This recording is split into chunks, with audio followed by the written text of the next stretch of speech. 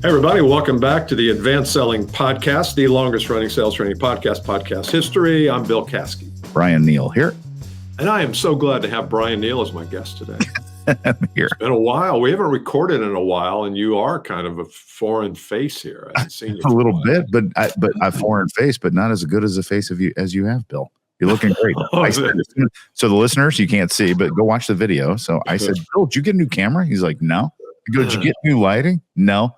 I said, is it a new angle? No. He goes, maybe I just look better. And I'm like, oh, that's You didn't. It was fifth on your list. Like, surely to God, Bill can't look better, but he does. You look great. Well, I told Bryan off air that I've lost some weight since my incident, and it's been good. I feel good. My feet feel better, and all is good here at the Caskey household.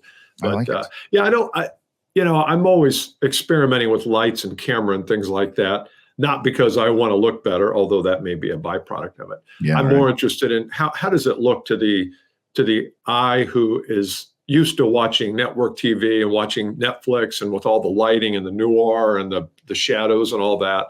And it's interesting because it used to be, this is not about me anymore. It used to be that you would hear people who were doing audio and video kind of videography. They'd say that audio was the most important thing. Video, it didn't really matter, but you've got to be able to hear the person. And now I'm starting to see, well, audio is still important, but video, kind of the visual and whether it's clear and whether there's lighting and all that stuff starts to matter more and more. So anyway, I don't know. I like it. So football season started for me, Bill, yesterday. And had a good game in Atlanta, nice, easy travel back. But I had a first flying, and a little bit of a scruples thing. There was an extremely intoxicated person 2 seats behind me, and not a disruptive jerk like throw off the plane, just struggling to talk and walk. And he was bumping in and he's going to the restroom. I'm kind of keeping an eye on the guy. I'm like, this guy needs some help or whatever. And then he was like scrambling with his bags. And he's walking in the airport when we got off the plane, and he's like using his roller bag to keep himself up. Right. You know what I mean? And he's on the phone. I'm like, should I see if this guy needs a ride or something? And I didn't do anything. I'm always, it's like a scruples question. Yeah. You know, I'm like, do you put yourself up in someone else's, try to have some empathy for that? Like, hey man, you need something? You okay? Need a ride or anything? Can I help you? But then I thought, well, what if he's got some medical condition and he's not drunk? And then I'm an a-hole because, you know what I mean? It's just, I just didn't know what to do. So I let it go, said a prayer for the guy and hope he's okay. I think he's okay. He seemed like a business guy traveling. So I hope he had a ride, but that was kind of weird. He was talking really loud and to his seatmate, and he was behind me, and the seatmate interrupts him. This is before we took off. He's like, "Where are you going?" Dude, he's talk. And then she goes, before we took off, she goes, "Well, it's been really nice talking with you." Oh, she knew. Really glad. I'm like, good move, girl. Oh, yeah, she knew. That was great. Hey, I'm going to go under my headphones now, and I'm going to listen to it really good.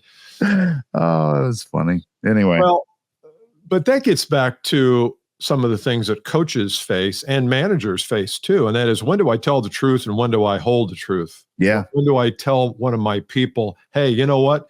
You're arrogant as hell. And this arrogance is getting in the way, or whatever that thing. No, so you talk too much. You know, that's one thing that I have found people do, and I'm guilty of it too sometimes, is you just talk too much. You just can't shut up, and you can't find your way. And then halfway through the conversation, like, where did I start and where am I going? And what was the question? What was the question again? You always know people talk too much when they have to say, what was the question? What was I saying? Well, why am I telling you this? But that is an ongoing issue, is how much truth do I share, and how much do I meddle in someone else's? Because you could even as a manager say, well, I don't want, he's going through some tough times right now, or she is, and I didn't want to be a pest and be a jerk about it. It's like, well, wouldn't they want to hear from somebody? And aren't you kind of the person as a leader that is the chosen one to say, hey, I feel like I'm obligated to share this truth with this person. And maybe it's just an opinion, but at least if you share it, and then the person will be defensive, and they'll say, oh, no. But they'll get home that night and they'll think, is it showing? Right. Is it showing that I am not okay? And I'm going through? and then they start to remedy. And so I don't think there's any harm in doing it as long as you do it with proper etiquette. That's what I think. Right, And care, right. yes, yeah. Don't assume someone is, intoxicated if they may not be. Just say, "Are you okay? Yeah. You good? You need some help? Good. Oh, okay." Topic today. Kind of good little segue in there. We're going to talk about change, not from a change management point of view. I saw a great comedian. She was talking about consultants, and she was doing crowd work and said, "What kind of consultant are you, sir?" And he said, "I'm a consultant." He said, "Workplace." She goes, "Oh, you just basically dispense generic advice." I always think about that with change management. What do you mean? That's not what Bill and I are about. We're about like getting down to the real stuff. Yeah. So if you're in, and there's a lot of it right now, a scenario where you are changing territories. I have a couple of clients who are going through territory restructure. A lot of people are getting, open to work on LinkedIn. They're part of the riff or the downsizing or what have you. Our European friends say I was made redundant. It's just, we've talked about that before. So, and it could be, Bill, you mentioned in the pre-show, the 4-hour-long pre-show prep. I mean, you mentioned that some people are going through just like maybe a life change or how do I market myself? How does my mentality have to shift? And so we just want to talk a little bit about if you're listening to this thinking, man, I'm going through a thing, and it could be a little thing like a territory redesign. I'm handing over some customers. It could be major. Like, I don't know what I'm doing with my life change, and everywhere in between. So that's a topic for today. Yeah, it seems to me like in the past, we have used work, since it represents 40, 50 hours a week. We've used that as the happy place, as the foundation for our life. And if our marriage is not where it needs to be, or I've got some illnesses, I can always go to work and I can count on people being there, and me to kind of lose sight of the other stuff and just get back to, doing spreadsheets. But in the past few years, I don't even think work is on solid ground. I think there's so many changes. It used to be that if you're a sales professional and you knew your company was looking for a new sales professional or new person on the team, your manager would come to you and say, "Hey, we're looking to fill a spot. John left. We're looking to fill a spot." And now he comes to you and says, "Hey, we're not going to hire another salesperson. We're going to go a different direction. We're going to start hiring marketing people to manage our LinkedIn community because that's where all of our leads are coming from." And all of a sudden you're like, well, does that mean I'm going to be replaced? I mean, it's not irrational fear to think that, because as you see things that are changing inside your company, you're always asking yourself, we're all self-preservational humans. We all want to know, how's this going to impact me? And so it could be, like you say, a little change, or it could just be the whole world is kind of in flux, which I think is. And the cliche things come forward, the only thing that's, for sure, is change and blah, blah, blah. And this to me is less about because when is anything like not changing? It's constant. People think about this like, well, I've got my set territory, but within your territory, all sorts of stuff. Every day is different and unique in its own. And this whole idea of like, well, predictable and, is not really truth. And so I think it's just there is no really such thing as changing anything.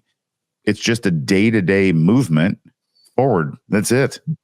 And I think our ability to see it that way is the gift, because when you're only worried about change if you're worried about hanging on, otherwise it doesn't even exist in your life.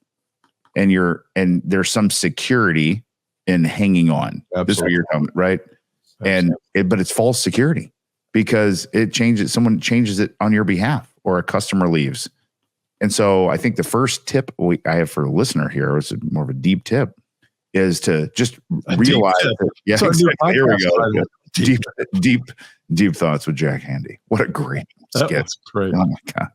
There's a lot of memorable things, but that's a great one. Deep thoughts with Jack Handy. Is just to learn and reframe your mind that this is fake. Change is fake. It doesn't, not real. And you quit thinking of it that way. It's not this hanging on, letting go and movement, because you're fighting yourself. It just doesn't make any sense when you really step back and think of it. It's evolution and movement forward, and the day moves and the time goes and the earth spins, and that's it. And that just lets you just take what's in the day for the day. And then it's it, literally. That's it. Totally. Well, I don't think take issue. Maybe you didn't say it the way, but the whole change does happen. But what you said was don't latch on so tightly to the current that you can't go with the flow. And if the world is changing, go with the flow. And you can wish it didn't. The farmer can wish floods didn't come and flood out his crop, but he's left with no other alternative than to decide, what am I going to do about it? He can fret and he can bitch and moan, and it's the same with us. Is we can moan about the internet and say, gosh, my customers have all this information. I used to provide it for them. I don't provide it for them anymore. You can wish it weren't so, or you can say, well, how do I arrive at the top of the chain so that when someone Googles something, I show up or my company shows up? Yeah. It's kind of like I don't know who told us this. We've used it before, but when you enter into, remember the old movies used to have quicksand? Oh, and you said all of a sudden people would go, oh, and I don't know if there really is such a thing as quicksand. That's what I'm at. Okay. Well, I don't want to get us too far off topic. We had this topic in our office. We talked about this. Like, whatever happened to quicksand? It just all of a sudden, it was a huge deal. I was terrified as a kid. Oh my God. Yeah, because as a kid, you're walking through like careful in the woods over there. Yeah.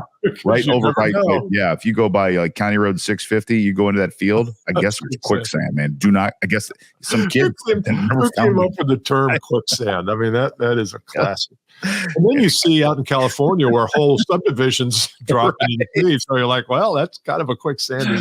Oh, geez, that's funny. But when you enter quicksand, presumably were you to enter quicksand, you would try to grab things to hold on to. And those things that you grab will actually make you sink quicker.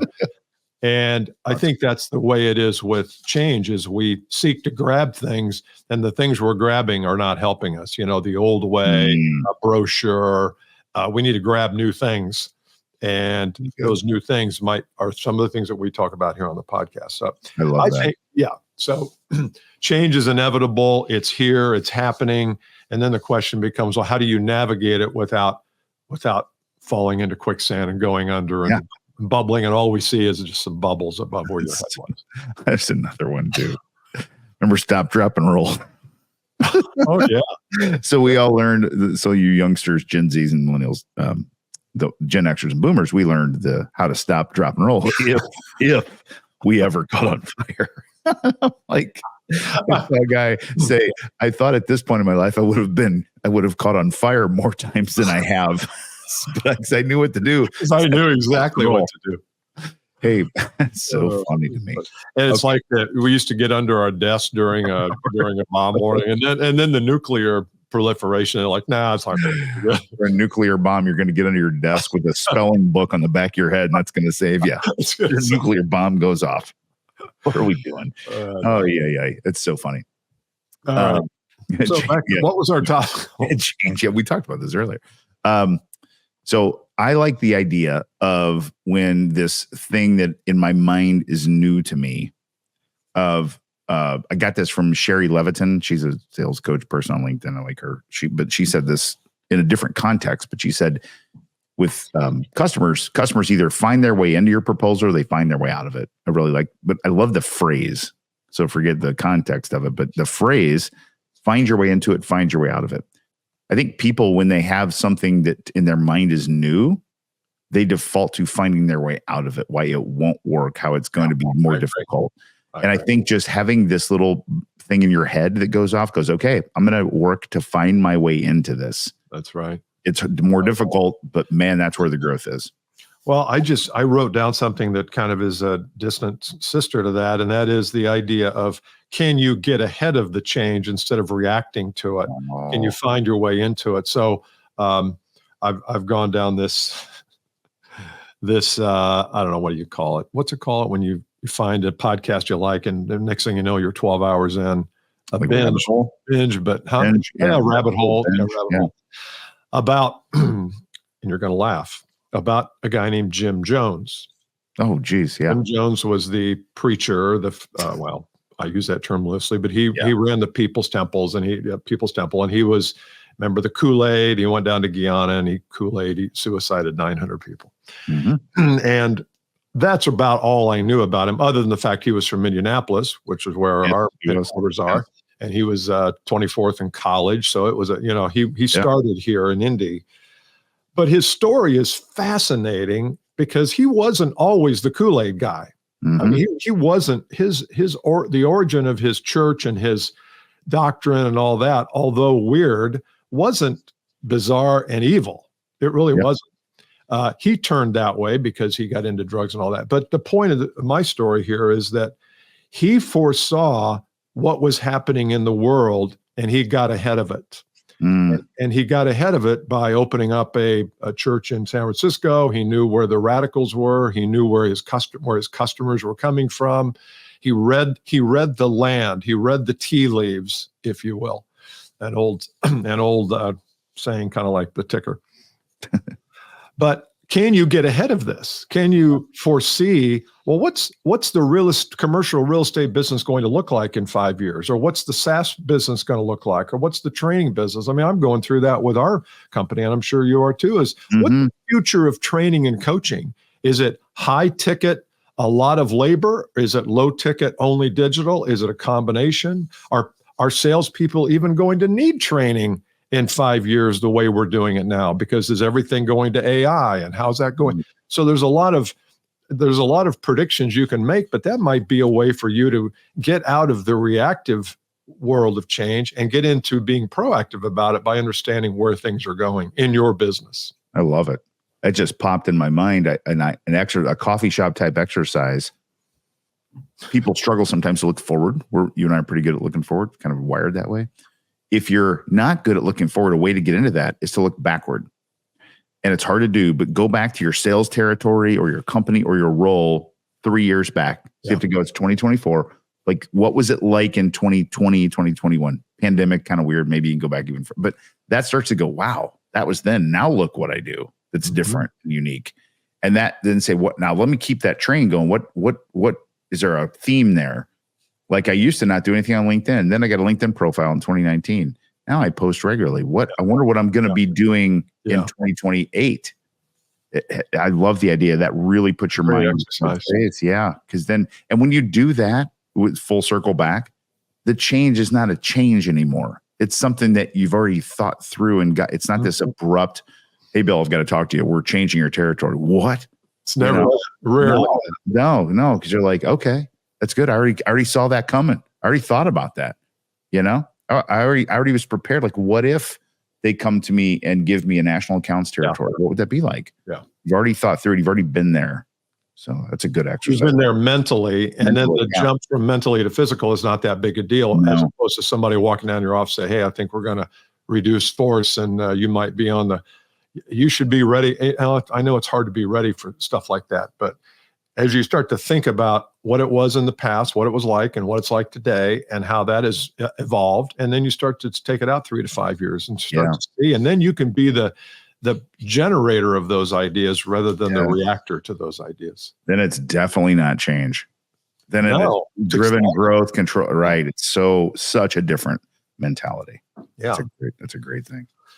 All right, man. Good job today. Yeah, Yeah, that's good. That was good.